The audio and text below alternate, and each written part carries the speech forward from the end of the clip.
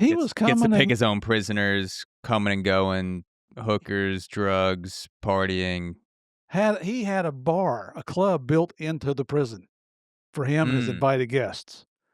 You know, if there was a soccer game that was going to be played this weekend that he's loved soccer and he wanted to go, he'd just go. He'd go out the back gate and they jump in cars and him and his buddies would go to watch a soccer game. He might go spend a long weekend with his family at the Monaco building for several yeah. days.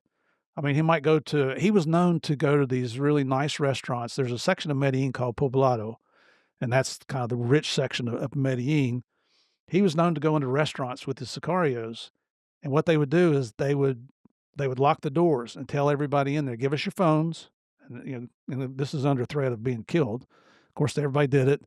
And then he's like, "Ladies and gentlemen, I'm going to enjoy my dinner. I want you to enjoy your dinner. Order whatever's on the menu. This is my treat."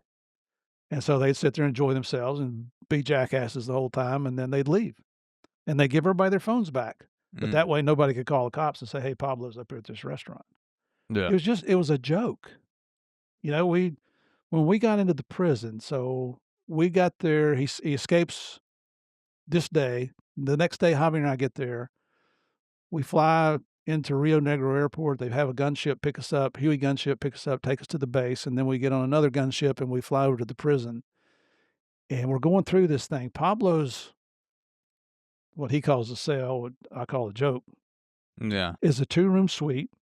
In the first room, it's a living room kitchen combination. It has a full-size microwave oven, side-by-side refrigerator, freezer, custom-built cabinetry, a nice banana bar with bar Mm. stools, color-coordinated draperies and upholstery. He had legitimate pieces of art. He had a Salvador Dalí original hanging in his prison cell worth over $3 million.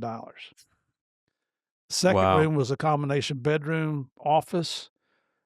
He had a custom-made bed that's larger than any king-size bed you've ever seen. He had a fireplace in there. He had a wanted poster of him and his cohorts framed, hanging on the wall. Of course he did. And then his bathroom, he had a walk-in closet, complete with a safe behind these drawers that you pull out, and there's a Yeah. safe back there.